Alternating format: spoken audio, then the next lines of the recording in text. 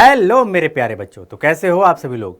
बच्चों, उम्मीद करते हैं आप सभी लोग स्वस्थ होंगे, मस्त होंगे, तंदुरुस्त होंगे और अपनी अपनी पढ़ाई में पूरी तरीके से व्यस्त होंगे। मैं मनमोहित, आपका हिंदी अध्यापक, डाउटनेट के इस बेहतरीन प्लेटफॉर्म पर सभी बच्चों का बहुत बहुत वेलकम करता हूं, स्वागत करता हूं। तो बच्चों, हम लोग नए अध्याय की शुरुआत करने जा रहे हैं और नया अध्याय आरंभ हो चुका है। और आप सभी को पता है कि दिगंत भाग 2 पढ़ रहे हैं बिहार बोर्ड। तो भाई अगला पार्ट जो है वो तिरिच है। और तिरिच नाम का जो अर्थ आपके महन में आया होगा कि भाई तिरिच होता क्या है, क्या ये किसी पशु का नाम है, किसी जीव जंतु का नाम है, या किसी मनुष्य के अंदर ये मौजूदगी इसकी है। तो आइए इन्हीं सभी पहलुओं पर गौर करें कि भाई इस पाठ के माध्यम से आखिर उदय प्रकाश जी क्या प्रकाश डाल रहे हैं, इस पाठ का क्या महत्व है और इस पाठ के माध्यम से क्या मैसेज देना चाहते हैं। तो लेखक कौन है इसके? उदय प्रकाश। आइए एक नज़र डालते हैं। आज करेंगे क्या? तो अध्ययन करेंगे भाई लेखक का। पहले तो पढ़ेंगे जीवन परिचय, उसके बाद करेंगे पाठ का सारांश कि आखिर इस पाठ के माध्यम से लेखक कहना क्या चाहता है। फिर पाठ पर आधारित कुछ प्रश्न और उत्तर होंगे जो कि एक मैसेज के द्वारा हम इस सारांश के माध्यम से, पाठ के माध्यम से जानेंगे कि कौन कौन से क्वेश्चन जो हैं वो एग्जाम में आ सकते हैं और किस तरीके से इसके पाठ को पढ़कर हम अपने जीवन में किन किन चीज़ों को उनको अपना सकते हैं और अपने व्यक्तित्व को और अधिक प्रभावी बना सकते हैं। कर दें शुरुआत? चलो भाई कर देते हैं शुरुआत। फटाफट से पेन कॉपी उठाओ और हमारे साथ मेहनत करने के लिए लग जाओ। क्योंकि भाई होता क्या है कि जब कोई टीचर पढ़ा रहा हो, चाहे वो ऑनलाइन फॉर्मेट में हो, ऑफलाइन में हो, चाहे कोई भी वीडियो देख रहे हो, कोई भी सब्जेक्ट की पढ़ाई पढ़ रहे हो, तो ऐसा कोशिश किया करो कि भाई पेन आपके हाथ में हुआ करे और पेंसिल वगैरह और कॉपी वगैरह जो है उसको लेकर बैठा करो। तो इससे होता क्या है कि आपको नोट्स बनाने का मौका मिलता है। ये छोटे छोटे नोट्स परीक्षा के टाइम पे बड़े काम आते हैं। क्लियर? जिन बच्चों को लगता है कि जी हमें याद नहीं होता, याद होता है तो भूल जाता है, तो वो लिखकर याद करने की कोशिश करो। लिखकर याद करने से चीज़ें इंटरनल मेमोरी में हमेशा के लिए हो जाती हैं सेव, अंदर तक, जहन तक जाती हैं और आप लॉन्ग टाइम तक उनको याद कर सकते हो। ठीक है? लिखने से लिखावट सुंदर होती है, लिखने से आपकी स्पीड बनती है। इसी स्पीड के अभाव में आप अक्सर एक दो क्वेश्चन छोड़ जाते हो। तो भाई आगे जब बड़ी कंपटीशन की तैयारी करोगे, बड़ी परीक्षाओं में जाओगे, तो भाई इस समस्या से आपको जूझना पड़ेगा। तो आज और अभी इस समस्या से छुटकारा पाओ और लिखने की आदत डालो। क्लियर है? चलो भाई दूसरा काम, फटाफट से इस वीडियो को शेयर करो। तो भाई कौन कौन से बच्चे हैं जो भाई बोर्ड की परीक्षा की तैयारी कर रहे हैं, वो किसी कंटेंट की तलाश में है, चैनल की तलाश में, तो भाई आप इसको शेयर करो ताकि भाई उनको भी इसका बेनिफिट हो सके। चलो भाई कर देते हैं शुरुआत भाई जीवन परिचय के साथ। तो सबसे पहले आपको पता होना चाहिए जितना जरूरी पाठ होता है उतना ही जरूरी होता है लेखक, लेखिका, कवि और कवित्री का जीवन परिचय। तो आप लेखक के जीवन परिचय से रूबरू हो, लेखक के बारे में सब कुछ पता हो आपको। लेखक कहाँ इनका जन्म हुआ था, कब इनका जन्म हुआ था, इनके पिता का नाम, माता का नाम, शिक्षा, दीक्षा, रचनाएं, कृतियाँ, पुरस्कार, ये सब एक जीवन परिचय के अंदर आपको आना चाहिए। कभी कभी जीवन परिचय के अलावा एक मतलब ऑप्शनल तौर पे अगर देखा जाए, बहुवैकल्पिक प्रश्न के रूप में पूछ लिया जाता है या फिर लघु उत्तरीय प्रश्न के रूप में पूछ लिया जाता है। तो आपको क्वेश्चन कहीं से भी पूछ लिया जाएगा। क्लियर है? चलो तो जीवन के ऊपर प्रकाश डालते हैं। तो समसामयिक हिंदी लेखन में अग्रणी एवं महत्वपूर्ण लेखक उदय प्रकाश का जन्म था वो जनवरी 1952 के दिन हुआ। कब हुआ था? जनवरी 1952 में। ये अनूपपुर कहाँ पे है? ये मध्य प्रदेश के अंदर है स्थित, जो है सीतापुर नामक स्थान पर हुआ था। इनकी माता का नाम था गंगा देवी। क्या था इनकी माँ का नाम? गंगा देवी। और भाई पिता का नाम क्या था इनका? प्रेम कुमार सिंह। तो पिता का नाम प्रेम कुमार सिंह, माता का नाम गंगा देवी और जन्म इनका हुआ था जनवरी 1952। क्लियर है? अनूपपुर मध्य प्रदेश में स्थित सीतापुर नामक स्थान पर इनका जन्म हुआ। इन्होंने बीएससी करी थी और उसके उपरांत सागर विश्वविद्यालय, सागर कहाँ? मध्य प्रदेश से इन्होंने हिंदी में एमए किया। पहले इन्होंने बीएससी करी और उसके बाद क्या है, इन्होंने एमए किया। उसके बाद इन्होंने जवाहरलाल नेहरू विश्वविद्यालय नई दिल्ली के भारतीय भाषा विभाग में कुछ समय तक इन्होंने अध्यापन भी किया। अच्छा, आपने देखा है कि हम जितने भी लेखकों को पढ़ रहे हैं इन अधिकतर मोस्टली आपने देखा होगा लोगों ने अध्यापन जरूर किया है, ऐसे ही ना। तो अध्यापन में गहरी रुचि थी, इन्होंने भी अध्यापन का कार्य शुरू किया और इसके बाद ये मध्य प्रदेश सरकार के संस्कृति विभाग में विशेष कर्तव्य व्यस्त अधिकारी के रूप में कार्यरत रहे। इन्होंने दिनमान के संपादन विभाग में भी कार्य किया, क्लियर। और नई दिल्ली से प्रकाशित होने वाले संडे मेल में सहायक संपादक भी रहे। नई दिल्ली से संडे मेल प्रकाशित होने वाला एक बार अखबार, इसमें ये सहायक संपादक के रूप में, यानी कि एक संपादक होता है और एक सहायक संपादक होता है, तो ये सहायक संपादक के रूप में यहाँ थे। और वहीं प्रेस ट्रस्ट ऑफ इंडिया, जिसको बोलते हैं पीटीआई, क्लियर, इंग्लिश में बोलते हैं, क्या बोलते हैं इंग्लिश में, पीटीआई, क्लियर।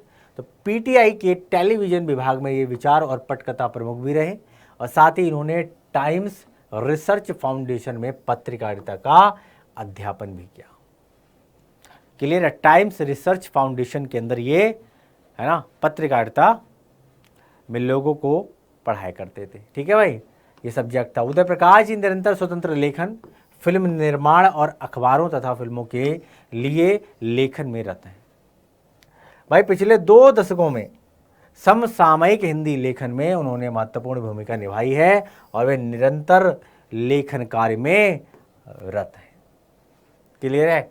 आगे बढ़ें तो रचनाएं और कृतियों की बात करी जाए तो रचनाओं की बात करें तो उदय प्रकाश जी की प्रमुख रचनाएं निम्नलिखित हैं। जैसे कि कहानी की अगर जिक्र करें तो कहानी यानी कि दरियाई घोड़ा, तिरिच जो अभी आप पढ़ोगे, क्लियर, दरियाई घोड़ा, तिरिच और अंत में प्रार्थना, पॉल गोमरा का स्कूटर, पीली छतरी वाली लड़की, दत्तात्रेय के दुख, अरेबा परेबा, मोहनदास मैंगोसिल, ये इनकी क्या है, ये इनकी कहानियां हैं। कविता संग्रह की बात करी जाए तो भाई सुनो कारीगर, अबूतर कबूतर, रात में हारमोनियम आदि इनके कविता संग्रह।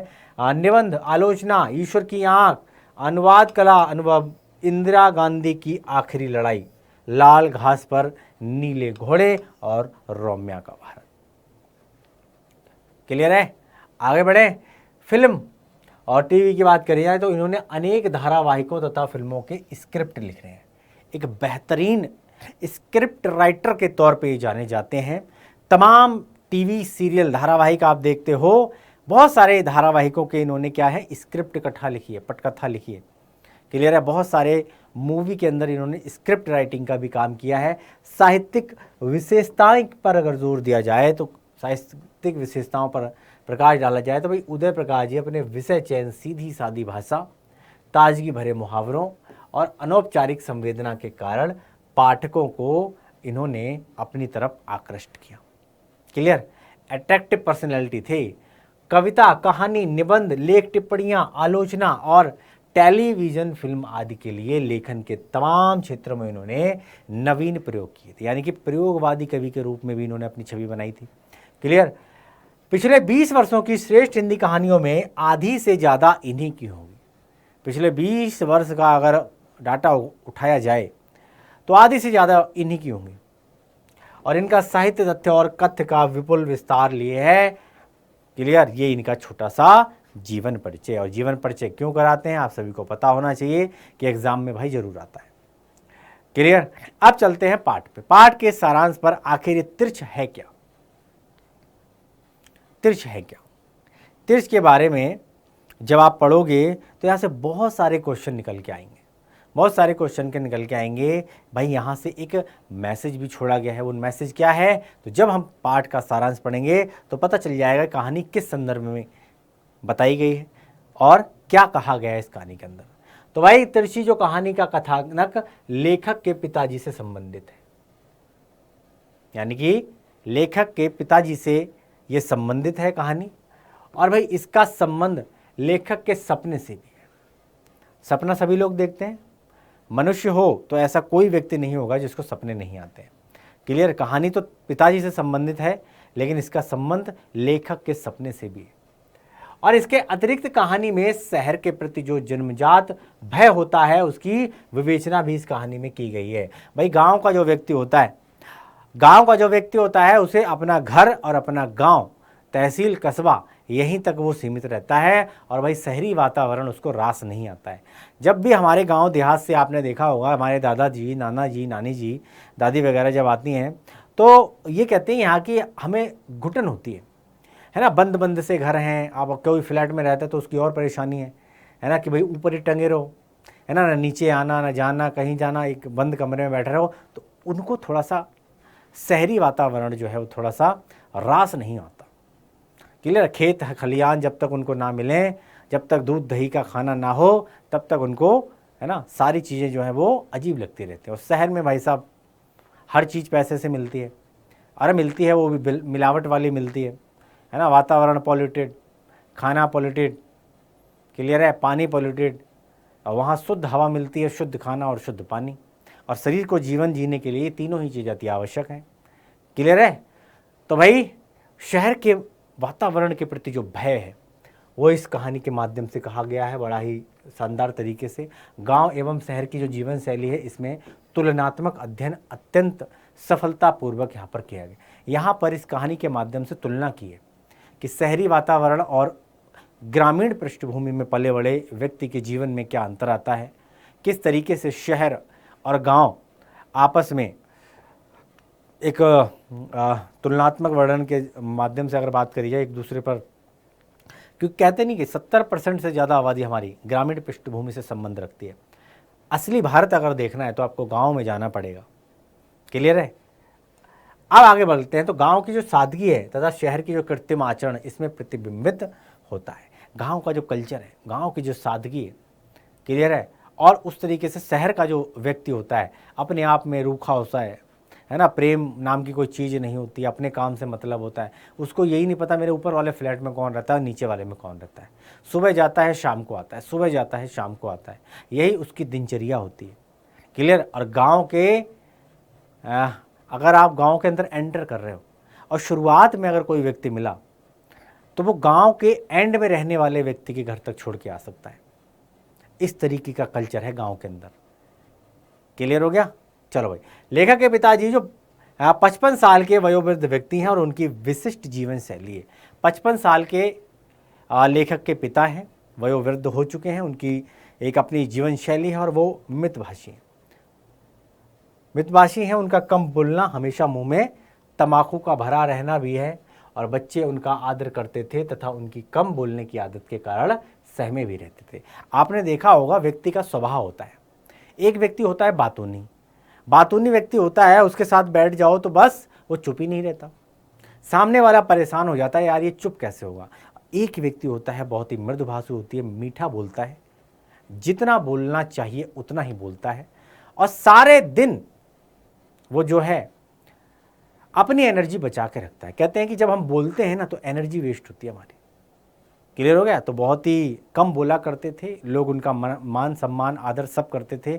मुंह में तम्बाकू जो है ना, गांव के आपने देखा होगा तम्बाकू इस टाइप से लोग रख लेते थे, सुरती वगैरह इस टाइप से आते हैं ना, हाँ, तो लोग उनकी बड़ी इज्जत करते थे। घर की आर्थिक स्थिति संतोषजनक नहीं थी और एक दिन शाम को जब वे टहलने निकले तो एक विषैले जंतु तिरिच ने उन्हें काट लिया।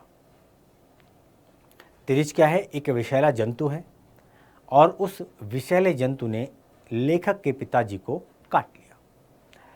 उसका जो विष है सांप की तरह जहरीला तथा प्राणघातक होता है। ये एक तिरिच नाम का जो जंतु है, इसका जो जहर होता है ये सांप के जहर के समान होता है, बड़ा ही प्राणघातक होता है। रात में झाड़ फूंक तथा इलाज चला और दूसरे दिन सुबह उन्हें शहर की कचहरी में मुकदमे की तारीख के क्रम में जाना था। है ना, गांव में देखा होगा रात भूत भैया भूत उतारो, भूत पिछा जो करते नहीं है, उतारते हैं। इसी तरीके से जहर उतारने के लिए भी बहुत सारे, आपने देखा होगा बहुत सारे लोग होते हैं। तो भाई झाड़ फूंक चली, इलाज चला उनका और सुबह जो था वो कचहरी में किसी मुकदमे के लिए भाई उनको जाना था। अब घर में भी गांव के ही ट्रैक्टर पर सवार होकर शहर को रवाना हुई। अब तारीख पे जा रहे हैं, घर के ट्रैक्टर पर सवार होकर शहर की तरफ जा रहे हैं और तिरिच द्वारा काटे जाने की घटना का वर्णन ट्रैक्टर पर सवार अन्य लोगों से करते हैं। अब जो उनके साथ घटित होता है, उनके साथ जो घटना घटित होती है कि रात में एक जीव जंतु है वो तिरिश नाम का, जो कि बड़ा विषैला होता है, उसके काटने से लोगों की मृत्यु हो जाती है। तो अब ये चर्चा चल पड़ी, तो वो ट्रैक्टर पर ही जो है उसका घटना का क्या कर रहे हैं, वर्णन कर रहे हैं। अब ट्रैक्टर पे सवार उनके यात्री यानी पंडित रामावतार ज्योतिषी के अलावा वैद्य भी थे। अब ट्रैक्टर पे वैद्य जी भी बैठे थे और उनके साथ में जो यात्री थे वो रामावतार ज्योतिषी वो भी बैठे थे। उन्होंने रास्ते में ट्रैक्टर रोककर उनका उपचार किया। रात में जब उन्होंने कचहरी की तरफ जब प्रस्थान कर रहे थे, ट्रैक्टर पे जब बात चली कि भाई ऐसे ऐसे जो है हमको तिरिश नाम के जो जंतु है उसने काट लिया है और रात में, तो उन्होंने ट्रैक्टर रोका। ट्रैक्टर रोकने के बाद उनका उपचार किया। अब भाई धतूरे के बीज को पीस कर उबाल कर काढ़ा बनाकर उन्हें पिलाया गया। क्लियर है? उनको बताया गया कि किस तरीके से धतूरे के बीज को पीसा जाने के बाद काढ़ा बनाया जाए और काढ़ा बनाने के बाद फिर उसको उबाल के पिलाया जाए।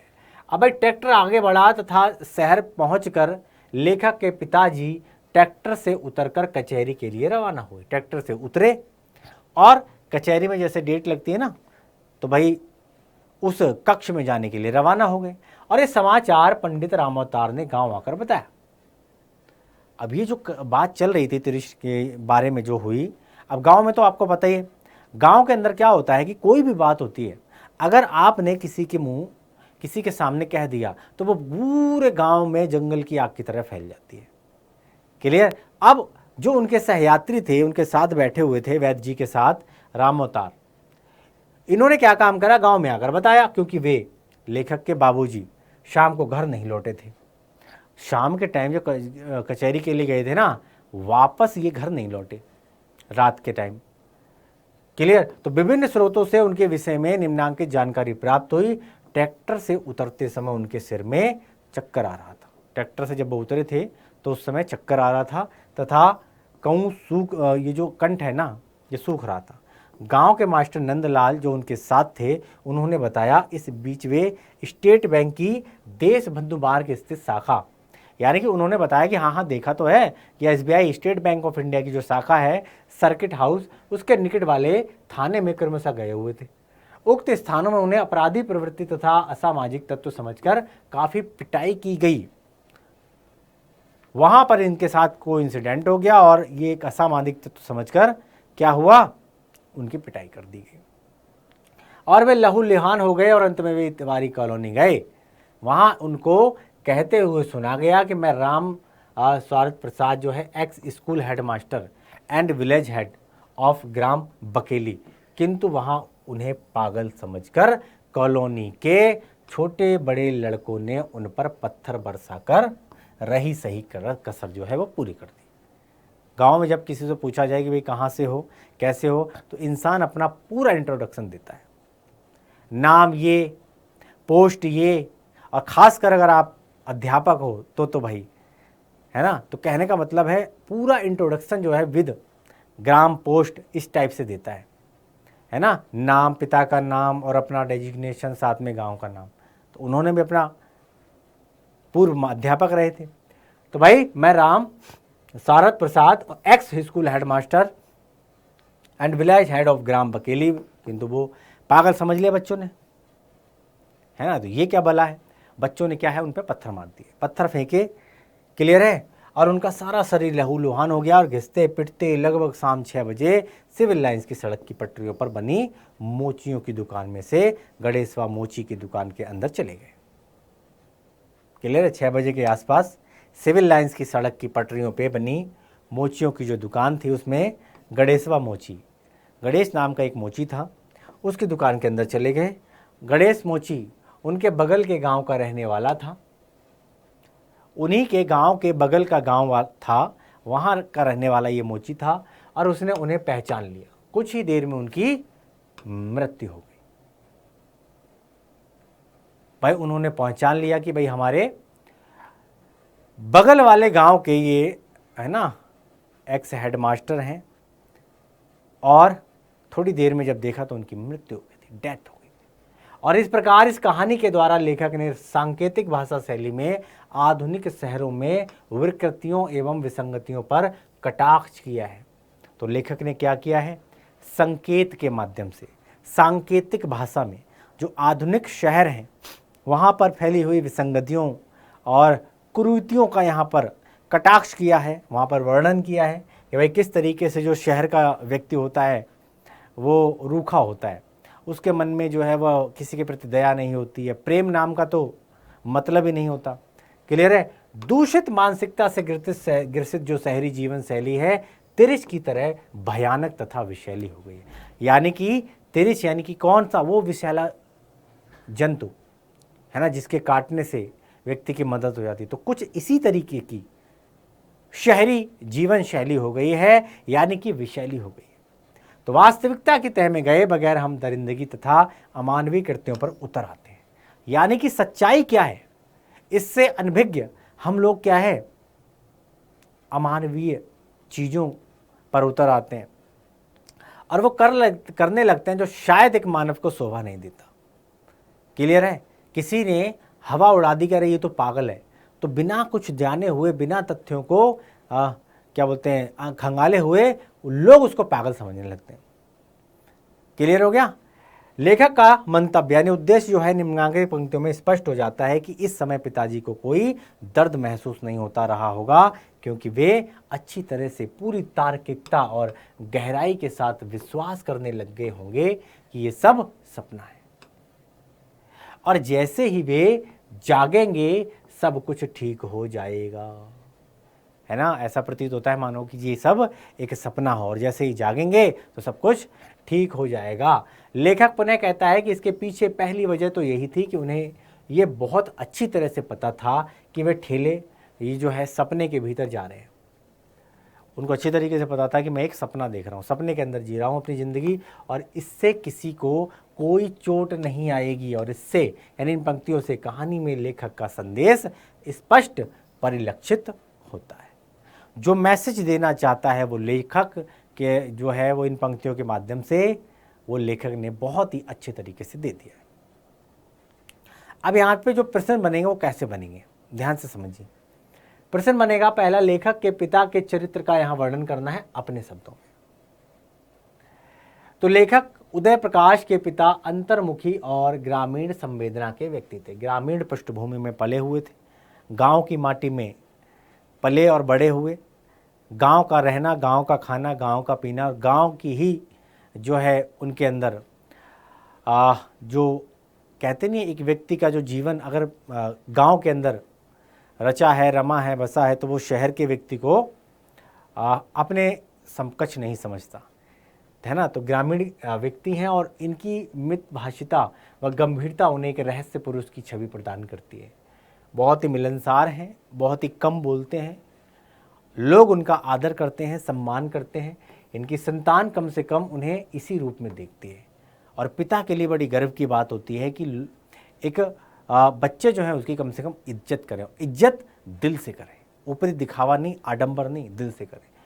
और पिता शहर से आतंकित हैं, पिता शहर के वातावरण से अनभिज्ञ हैं, शहरी जीवन, शहरी कल्चर उनको अच्छा नहीं लगता।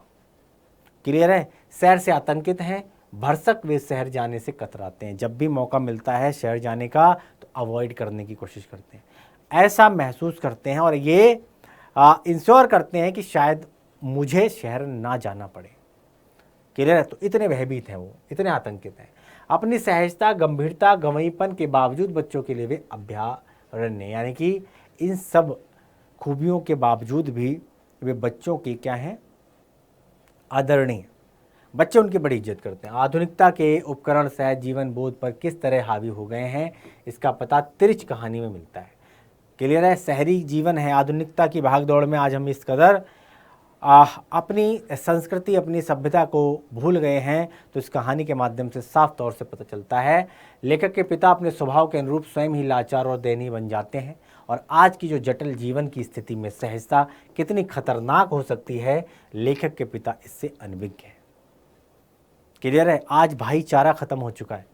आज कल्चर, आज की जो संस्कृति है, हमारी संस्कृति बड़ी पवित्र संस्कृति है। हमारी संस्कृति दुनिया की सबसे बेहतरीन संस्कृति है और लोग अपनी संस्कृति, अपनी सभ्यता, वेद, पुराण, गीता, महाभारत, इनसे अनभिज्ञ हैं। और क्या कर रहे हैं हम लोग, पाश्चात्य संस्कृति को अपना रहे हैं। कहते हैं कि अब हम लोग मॉडर्न हो गए, मॉडर्न कितने भी मॉडर्न क्यों ना हो जाओ, लेकिन अपनी संस्कृति पर तो आपको नाज होना चाहिए, है ना। उस व्यक्ति का अस्तित्व खत्म होना तय है जिसने अपनी सभ्यता और अपनी संस्कृति को तिरस्कार किया है।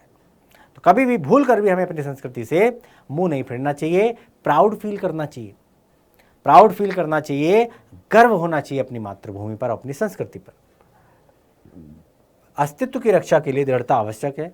लेखक के पिता की सहजता उन्हें किसी तरह के प्रतिरोध करने से रोकती है, और उन्हें जब धतूरे का काढ़ा दिया जाता है तो वो उसे सहज स्वीकार कर लेते हैं, शायद ये जानते हुए भी कि धतूरा घातक नशीला पदार्थ होता है। लेखक के पिता एक प्रतीकात्मक भूमिका अदा करते हैं।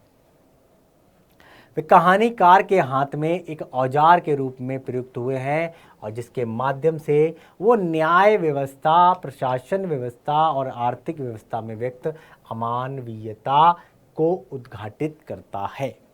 और लेखक के पिता नई परिस्थितियों और जीवन मूल्यों से परिचित नहीं लगते, अतः वे इससे आक्रांत होते हैं। वे मितभाषी व गंभीर तो हैं पर दृढ़ नहीं। उनके स्वभाव में आक्रामकता नहीं है, और शहर में उनके साथ जो कुछ भी अमानवीय व्यवहार होता है इससे उनकी दयनीयता ही प्रकट होती है। क्लियर है? इसीलिए वो अवॉइड करते हैं। शहरी कल्चर से वो ज़्यादा आतंकित हैं, क्योंकि उनके साथ इस तरीके का घिनौना अमानवीय व्यवहार शहर में होता है। चलो आगे बढ़ें। अगला है तिरछ क्या है, और कहानी में ये किसका प्रतीक है। तो तिरछ जो होता है, ध्यान से समझिए, एक बेहद जहरीला जीव है भाई, जिसके काटने से व्यक्ति बचना है वो नामुमकिन है। और जैसे ही आदमी को काटता है ये वैसे ही वहाँ से भागकर किसी जगह पेशाब करता है। इसकी प्रवृत्ति है, इसका स्वभाव है। क्या करता है कि ये व्यक्ति को काटने के बाद तुरंत जाता है, और भाई तुरंत ये क्या करता है, यूरिन पास कर देता है, पेशाब करता है, और फिर उसी पेशाब में लेट जाता है। अगर तिरछ ऐसा कर दे तो आदमी बच नहीं सकता, आदमी की मृत्यु निश्चित है। ये तिरछ का स्वभाव है, इतना जहरीला होता है। और वही तिरछ काटने के लिए तभी दौड़ता है जब उससे नज़र टकरा जाए। जब आपकी नज़र उससे टकरा जाए तिरछ तभी काटता है। क्लियर है? और कहानी में तिरछ मृत्यु का प्रतीक बताया गया है। क्या बताया गया है? तिरछ यानी कि साक्षात मृत्यु। तो तिरछ मृत्यु का प्रतीक है, और जिस भीषण यथार्थ के शिकार बाबूजी बनते हैं, बेटे के सपने में तिरछ बनकर प्रकट होता है। आगे बढ़े? चलो भाई आगे बढ़ते हैं। अगर तिरछ को देखो तो उससे कभी आंख मत मिलाओ। तिरछ आपको दिखाई दे जाए तो उससे कभी आंख नहीं मिलानी चाहिए। आंख मिलते ही आदमी की गंध पहचान लेता है और फिर पीछे लग जाता है। जैसे ही उससे नजरें मिलती हैं तो वो इंसान की गंध पहचान कर, सूंघ कर भाई उसके पीछे लग लेता है। फिर तो आदमी चाहे पूरी पृथ्वी का चक्कर लगा ले, तिरछ पीछे पीछे आता है। ये उसका स्वभाव है। और यहाँ तिरछ केवल जानवर भर है, यदि नहीं तो उससे आंख क्यों नहीं मिलानी चाहिए?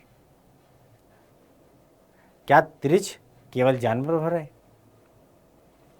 और यदि नहीं तो उससे आंख क्यों नहीं मिलानी चाहिए भाई?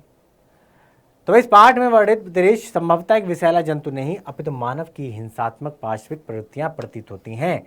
ये मानव की हिंसात्मक पार्श्विक यानी कि पशु जैसा व्यवहार जो करता है ना, तो इंसान की पार्श्विक प्रवृत्तियां यहाँ पर का प्रतीक है। और यद्यपि तिरछित एक खतरनाक विषैला जानवर होता है जिसके काटने से मनुष्य की प्राण मृत्यु जो है निश्चित है, किंतु मानव की हिंसक तथा दानवीय गतिविधियां उससे अधिक अत्यंत घातक तथा मर्मांतक असह्य पीड़ादायी होती हैं।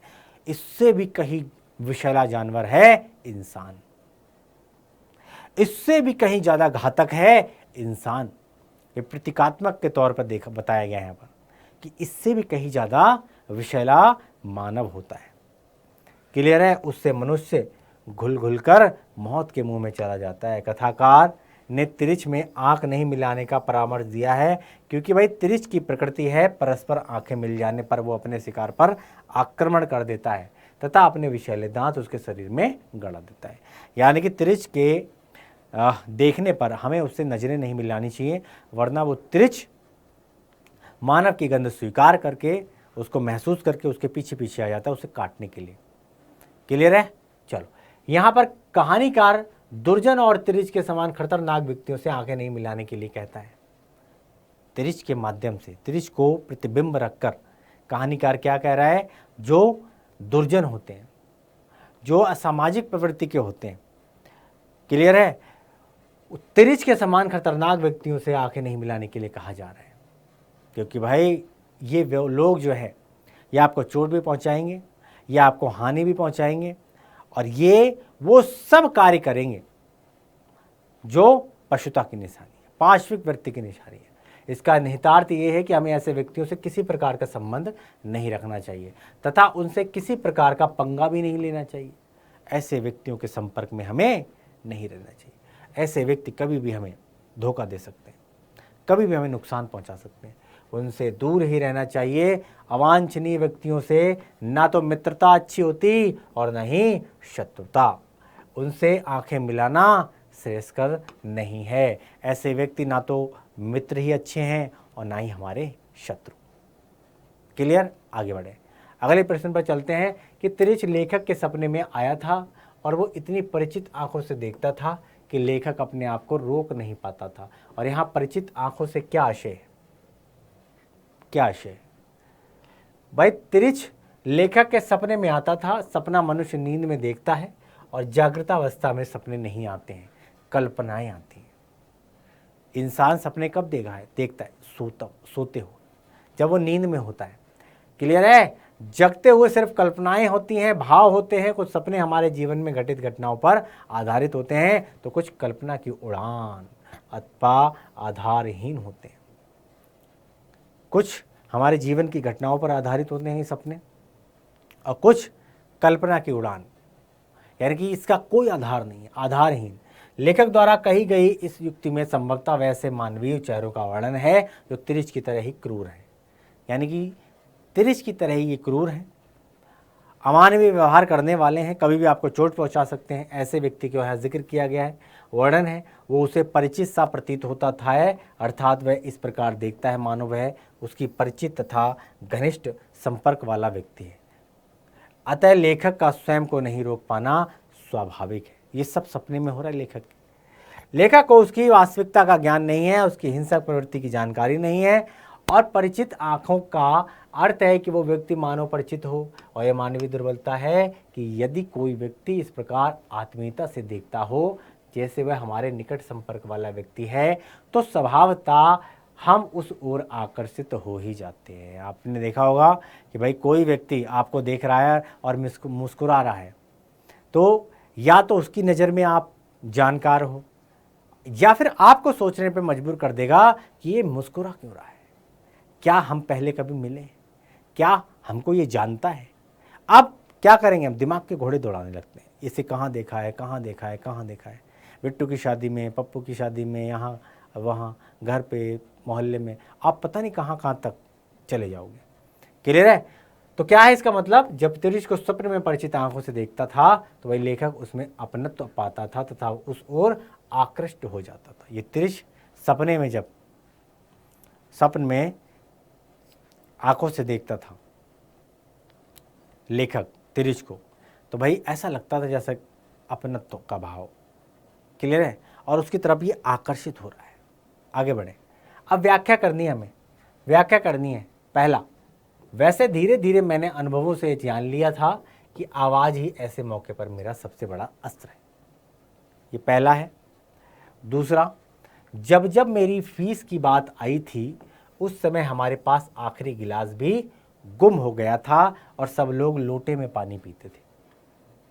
अगला, आश्चर्य था कि इतने लंबे अरसे से उसके अड्डे को इतनी अच्छी तरह से जानने के बावजूद कभी दिन में आकर मैंने उसे मारने की कोई कोशिश नहीं की थी।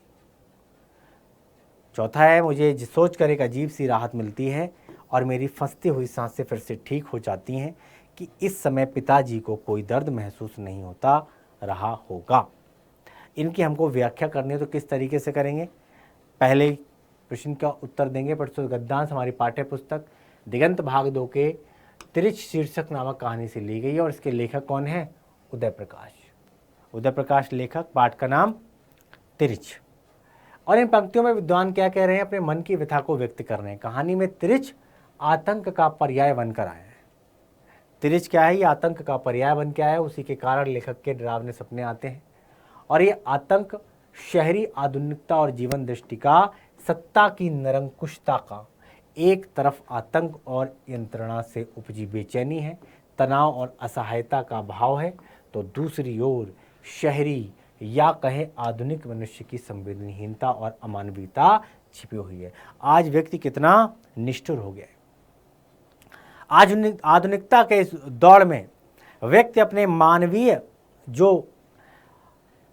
पहलू जो हैं उनको भूलता हुआ जा रहा है। मानव के क्या गुण होते हैं, मानव के क्या कार्य होते हैं, उनको भूलता हुआ जा रहा है। वो अच्छा और भले में बुरे में भेद नहीं कर पा रहा है। व्यक्ति को सिर्फ और सिर्फ अपने से मतलब हुआ है। लोग इतने स्वार्थी हो गए, अपने स्वार्थ को सिद्ध करने में वो मनुष्यता के जो पोषक तत्व हैं उनको भूलते हुए जा रहे हैं। क्लियर हो गया?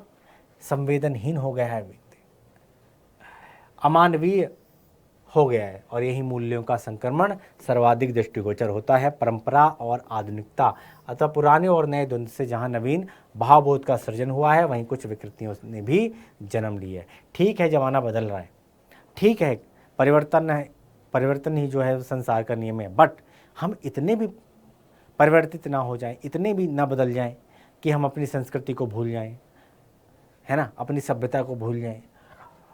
क्लियर है? संवेदना का क्षरण हुआ है। इस क्षरण से अजनबीपन, अकेलापन, घुटन, संतरास जैसे भावबोध दिए हैं। शहर का व्यक्ति क्यों अकेला रहता है? उसे किसी से कोई मतलब ही नहीं है। शहर का व्यक्ति कोई मतलब नहीं है। गांव के अंदर अगर कोई दुर्घटना हो जाए किसी के साथ, तो पूरा गांव, पूरा मोहल्ला एक होके संवेदनाएं व्यक्त करने आ जाता है उसके घर। लेकिन शहर के व्यक्ति को पता ही नहीं है कि उसकी कॉलोनी में क्या हुआ है, उसके ऊपर वाले फ्लैट में कौन रहता है, किस नाम का व्यक्ति रहता है। दूसरे भावबोध के कारण लेखक हमेशा डरा हुआ महसूस करता है। उसे डरावने सपने आते हैं। जब सपने में मृत्यु के करीब होता है तो वो जोर जोर से बोलने लगता है कि दूसरी आवाज़ के सहारे सपने से बाहर निकलता है, और इस पूरी दुनिया में उसकी आवाज़ ही अपनी थी जो उसे मृत्यु के मुंह में जाने से बचा लेती थी। दूसरे प्रश्न को उत्तर व्याख्या करेंगे तो प्रस्तुत गद्यांश पाठ्य पुस्तक दिगंत भाग 2 के 30 शीर्षक से ली गई है, और इसके लेखक कौन है? उदय प्रकाश। इन पंक्तियों में विद्वान लेखक ने अपने मन की व्यथा व्यक्त की है। उपयुक्त संदर्भ में लेखक के घर की और अपने जीवन की बहुत सी समस्याओं का यहाँ अंत पिताजी ही करते थे। भाई जाहिर सी बात है, घर के बड़े थे तो बहुत सारी समस्याओं का जो अंत पिताजी करते थे, और यह उद्धरण लेखक की आर्थिक समस्याओं को उठाता है। जैसा कि हमारे समाज में होता है कि घर की सारी समस्याओं का निपटारा घर के मुखिया यानी पिताजी करते हैं, है ना। तो भाई गर्व की बात होती है, परला तरह पिता ने अपने दायित्व फीस मिलता पुत्र कलर की बदहाली है। आर्थिक कमी को ही व्यतीत करती है ये कहानी, और साथ ही गिलास की गुम हो जाने पर लोटे में पानी पीना आर्थिक तंगी का ही बयां करती है। गिलास के अंदर पानी पीते हैं हम लोग, गिलास की जगह, गिलास गुम हो जाए, गिलास की जगह अगर लोटे में ही पानी पिया जाए तो वो आर्थिक तंगी यहाँ पर बयां कर रही है साफ साफ। और एक रिटायर्ड हेडमास्टर की चुप्पी उसके घर की बदहाली का ही संकेत देती है। परंतु पुनः 2-3 दिन के बाद फीस मिलना पुत्र के लिए गर्व की बात बन जाती है। आखिर किसी तरह पिता ने अपने दायित्व का निर्वाह किया, यानी कि किसी तरीके से पिता ने अपने दायित्व का निर्वाह किया, बच्चों को पढ़ाया लिखाया, इस काबिल बनाया कि वो आगे चल के अपने पैरों पे खड़े हो जाए। और ये दायित्व का निर्वहन ही गर्व की बात है, ये बहुत बड़े गर्व की बात होती है। क्लियर है? हम अपने माता पिता से जो भी मांगते हैं वो हमारे सामने ला देते हैं, लाते नहीं लाते हैं। हमने जो भी डिमांड की है उन्होंने पूरी की है। हमें ये भी नहीं पता कि वो कहाँ से लाते हैं, कैसे लाते हैं, कर्जा किया उन्होंने, क्या किया, किसी से मांगे, लेकिन वो हमारी डिमांड पूरी करते हैं। करते नहीं करते हैं? अपनी जिम्मेदारियों को बहुत अच्छी तरीके से निभाते हैं अपने माता पिता, चाहे वो किसी भी तरीके से हो। तो हमें भी बड़ा होकर उनका जीवन का सहारा बनना है। क्लियर है? परंतु लेखक द्वारा कहा गया है कि कथन मध्यवर्गीय ग्रामीण जीवन की आर्थिक बदहाली की सच्ची तस्वीर प्रस्तुत करता है। तीसरे का प्रश्न क्या है भाई? उत्तर प्रस्तुत गद्यांश पाठ्य पुस्तक दिगंत भाग 2 के 30 शीर्षक से लिया गया एक अंश है, और इस सारगर्भित कहानी के लेखक उदय प्रकाश हैं। लेखक क्या कह रहे हैं कि सपने में तिरिश आते रहने के कारण कहीं ना कहीं उसमें भय कर गया था।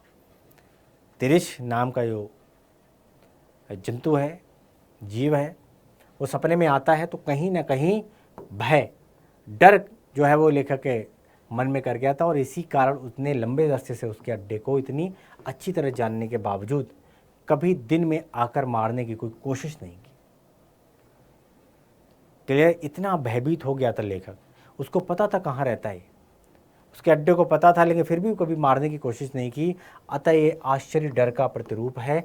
हमारे जीवन में कुछ ऐसी घटनाएं हो जाती हैं जो हमारे मन में घर कर जाती है ना। हर किसी के साथ ऐसा होता है, हर किसी व्यक्ति के जीवन में घटनाएं घटित हो जाती हैं, हमारे मन में घर कर जाते हैं, और जिसके कारण हम हमेशा डरे हुए रहते हैं, और यही डर हमें उससे अलगाती है।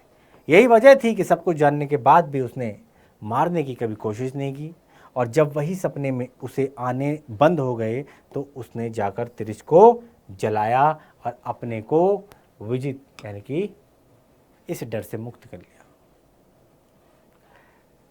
चलो चौथा है, वही रहेगा प्रस्तुत गद्यांश हमारी पाठ्य पुस्तक दिगंत भाग 2 के तिरिच शीर्षक कहानी का एक अंश है, और इस सार गर्भित कहानी के लेखक उदय प्रकाश जी हैं।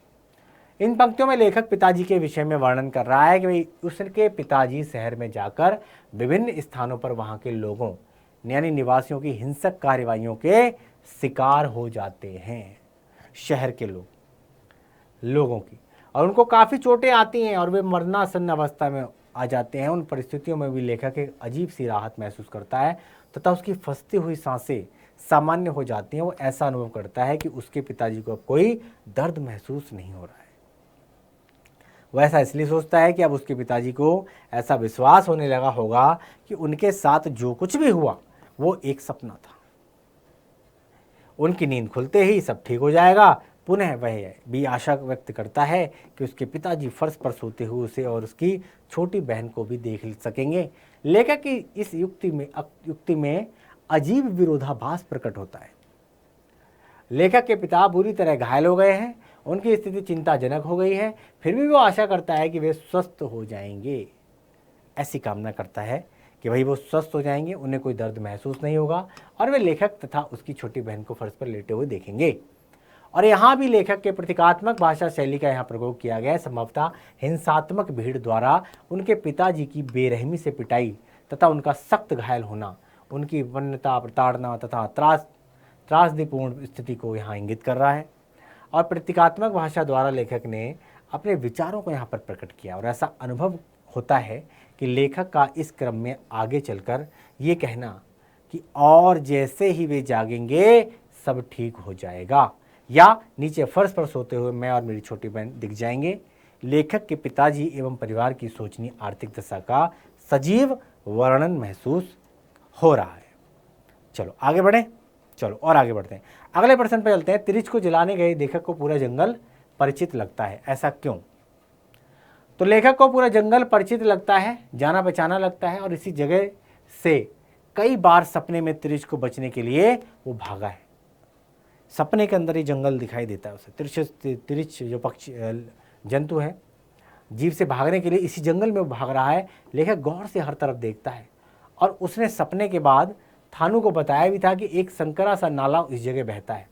नाले के ऊपर जहाँ बड़ी बड़ी चट्टानें हैं, वहीं कीकर का एक बहुत पुराना पेड़ है, और जिस पर बड़े बड़े मधुमक्खी के छत्ते हैं। लेखक को एक भूरा रंग का चट्टान दिखाई देता है जो उसके सपने में आता है, जो बरसात भर नाले के पानी में आधी डूबी रहती है।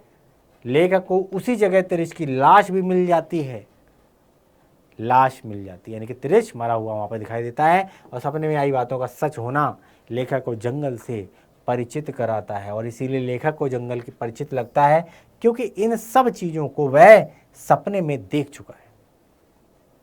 इन सब चीज़ों से वो परिचित है, अपरिचित नहीं है, क्योंकि ये सब घटनाएं उसके सपने में आई हैं, दिखाया गया है, वो सब देख चुका है। अगला प्रश्न है, इस घटना का संबंध पिताजी से है, मेरे सपने से है, और शहर से भी है। शहर के प्रति जो एक जन्मजात भय होता है उससे भी है। ये भय क्यों है?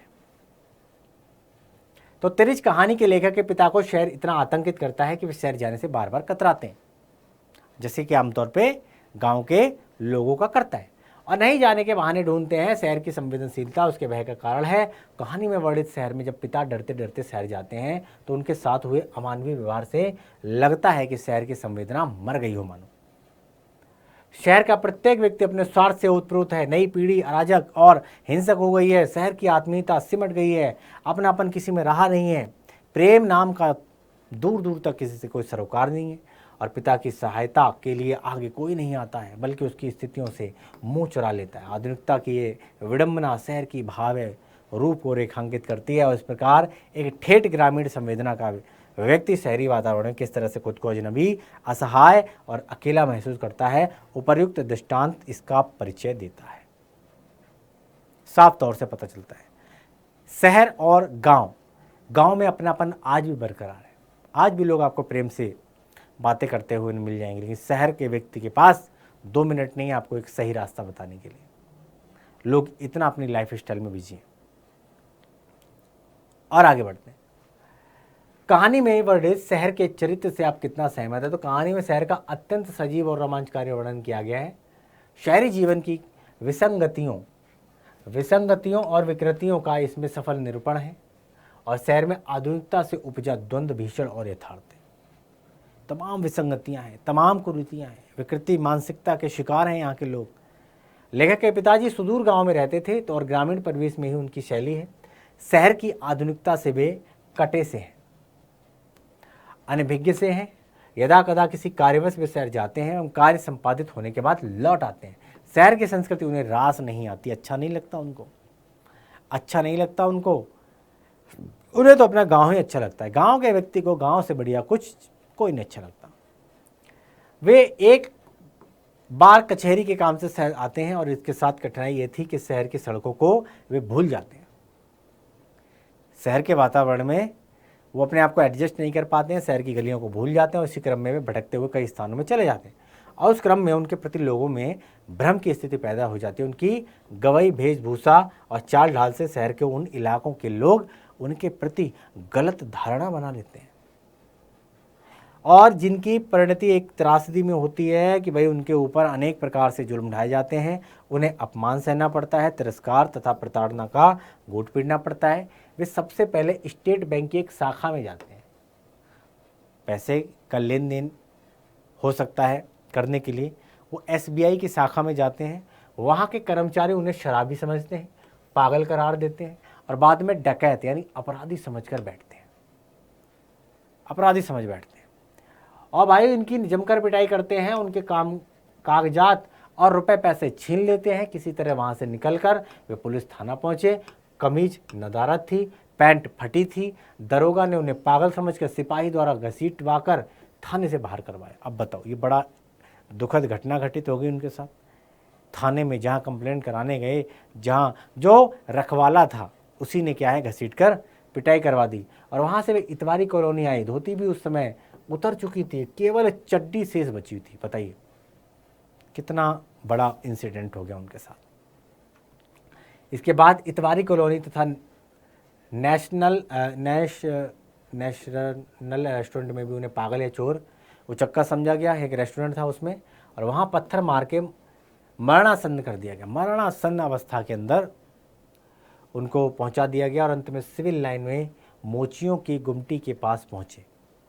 मोचियों की एक गुमटी थी, उनके पास पहुँचे तथा एक मोची की गुमटी में घुस गए और वह उनके गांव के पास वाले टोले का था। उसने उन्हें पहचान लिया। कुछ ही क्षणों में उनकी मृत्यु हो जाती है। उस प्रकार स्टेट बैंक, पुलिस थाना, इतवारी कॉलोनी और नेशनल रेस्टोरेंट, इन सभी स्थानों में जब लेखक के पिताजी जाते हैं तो उन्हें डकैत, अपराधी, शराबी, पागल समझकर उन पर प्रहार किया गया, कपड़े फाड़ दिए गए अथवा उतरवा लिए गए और बेरहमी से उनकी पिटाई की गई और उनकी इससे दुखद मृत्यु हो गई। बहुत ही दर्दनाक घटना है। अपने जीवन के अंतिम क्षणों में वे मोचियों की कॉलोनी में पहुंचे हैं। केवल वही कुछ सहानुभूति की झलक मिलती है, क्योंकि पास वाले टोले से थे वो, उनके गांव के, पड़ोस वाले गांव के। और इस प्रकार शहरी तथा ग्रामीण जीवन के बीच उपजी खाई का इसमें चित्र है। और शहर की आधुनिक संस्कृति से उपजी विकृत तथा द्वंद्व का ज्वलंत उदाहरण यहाँ मिलता है। लेखक के पिताजी की करुण गाथा। लेखक से त्रिछ जैसे विषैले जंतु को प्रतीक स्वरूप कहानी में प्रतिस्थापित किया गया है और कहानी में वर्णित शहर का चरित्र पूर्णतः उचित और निर्विवाद रूप से सत्य है। कुछ इसी तरह से शहरी कल्चर है, कुछ इसी तरीके से शहर वाले लोगों ने अपने आप को बना लिया है। आगे चलते हैं। लेखक के पिता के साथ एक दिक्कत ये भी थी कि गांव या जंगल की पगडंडियों तो उन्हें याद रहती थी, शहर की सड़कों को वो भूल जाते हैं। ऐसा अक्सर होता है और इसके पीछे क्या कारण हो सकता है, आप क्या सोचते हैं? तो लेखक के पिताजी संपूर्ण जीवन में गांव में बीता था और वह ग्रामीण जीवन शैली के अभ्यस्त थे। शहर केवल आवश्यक कार्य पड़ने पर ही आते थे और कार्य संपादित कर फौरन वापस चले जाते थे। ये स्वाभाविक है कि जिससे हमारा लगाव रहता है वह स्थान हमें पूर्ण परिचित हो जाता है और पूर्णतः हम लोग हैं उससे जुड़ जाते हैं, लगाव होता है। पिताजी गांव में रहते थे लेखक के, और स्वभावतः वे प्रकृति के प्रेमी थे। पहाड़, वन, नदी, झरना, प्रकृति की अमूल्य धरोहर के प्रति उनका स्वाभाविक आकर्षण था और प्रतिदिन वे पहाड़ और जंगल की ओर टहलने निकल जाया करते थे। गांव में टहलने के लिए कोई जगह, शहर में टहलने के लिए क्या जगह है? छोटा सा पार्क, ये तो हो सकता है। न नदी है, न पहाड़ है, न वन है, न उपवन है। शहर से उनका संबंध सीमित था। यदा कदा आवश्यक कार्यवश जाते थे तथा कार्य करके फौरन वापस आते थे। शहर जीवन से उनका लगाव नहीं था और अतः उन्हें शहर की सड़कों की जानकारी नहीं थी और वे सड़कों को प्राय भूल जाया करते थे, याद नहीं रह जाता था। जो कि निर्विवाद सत्य है कि मनुष्य को जो वस्तु प्रिय होती है उसकी ओर उसे विस्तृत जानकारी रहती है, और उसी प्रकार जिसके प्रति उसे कोई अभिरुचि हो रहती है, लगाव नहीं रहता, उसके प्रति उत्सुकता भी नहीं होती है तथा वहाँ पर वो भटक जाया करता है। ये बिल्कुल सत्य है। अगले प्रश्न पर चलते हैं। तो लेखक के पिता अपना परिचय हमेशा Ram Sarath Prasad, ex school headmaster and village head of Bakeli के रूप में देते थे। ऐसा क्यों? स्कूल और गांव के बिना अपना परिचय क्यों नहीं देते? एक ग्रामीण संवेदना का व्यक्ति शहरी वातावरण में अपने को असुरक्षित पाता है। शहर का अजनबीपन, कुंठा, संतरास, आधुनिकता की बौखलाहट, नई पीढ़ी की जल्दबाजी, शहर की संवेदनहीनता, संकुचित दृष्टि, व्यक्तिवादिता जैसी प्रवृत्तियां और कमोवेश व्यक्ति को अपने अस्तित्व और पहचान के लिए पद और व्यक्ति जहां से गुजरता है उसका परिचय देना पड़ता है। और नई पीढ़ी इतनी संवेदनहीन हो गई है कि जल्दबाजी के कारण पिता को कोई बात पूरी नहीं सुनता, पिता की बात तक पूरी नहीं सुनता और इसके परिणाम अपने आप स्वयं निर्णय ले लेते हैं। वरना गांव में पिताजी ही करते हैं डिसीजन। घर के अंदर बड़े कौन है? पिताजी हैं, तो पिताजी अंतिम निर्णय करते हैं। लेकिन आज शहरी जीवन में क्या है? पिता की बात को अवॉइड करके बच्चे स्वयं डिसीजन लेते हैं। पिता को अपनी अस्तित्व और पहचान के लिए गांव का परिचय देना पड़ता है। उनकी संवेदनहीनता को समझकर ही गांव का परिचय जोर जोर से आवाज़ में देते हैं। कोई उनके दुख को सुनने समझने के प्रयास नहीं करता और यहाँ शिक्षित मध्य वर्ग एवं बौद्धिक वर्ग की स्वार्थपरता एवं उपभोक्तावादी मूल्यों के बढ़ते प्रभाव व्यक्ति की पहचान का संकेत दिया गया है। अगले प्रश्न में चलते हैं। लेखक को अब तिरिच का सपना नहीं आता है, क्यों? लेखक उदय प्रकाश को अब तिरिच का सपना नहीं आने का कारण लेखक को सपना सत्य प्रतीत होना था, परंतु अब लेखक विश्वास करता है कि सब सपना था। ये सारी चीजें सपने में घटित हो रही हैं। अब उसको विश्वास हो गया है, अभी आँख खोलते ही सब ठीक हो जाएगा, क्योंकि सपना तो सपना होता है। सपने में जो चीज़ें हुई हैं वो हकीकत में थोड़ी ना है ना, सपना टूट गया। और इससे पहले लेखक को सपने की बात प्रचलित विश्वास सपने सच हुआ करते सत्य प्रतीत होती थी और लेखक फैंटेसी में जीता है, परंतु अनुभव से जान लिया गया है कि सपना बस सपना भर है। लेखक को अब ये अनुभव हो गया है, आभास हो गया है कि ये मात्र एक सपना है और लेखक ने जटिल यथार्थ को सफलतापूर्वक अभिव्यक्त करने के लिए दुस्वप्न का यहाँ पर प्रयोग किया है। परंतु जैसे ही लेखक का भ्रम टूटता है, यानी कि सपना टूटता है, उसे डर नहीं लगता और तिरिच के सपने नहीं आते।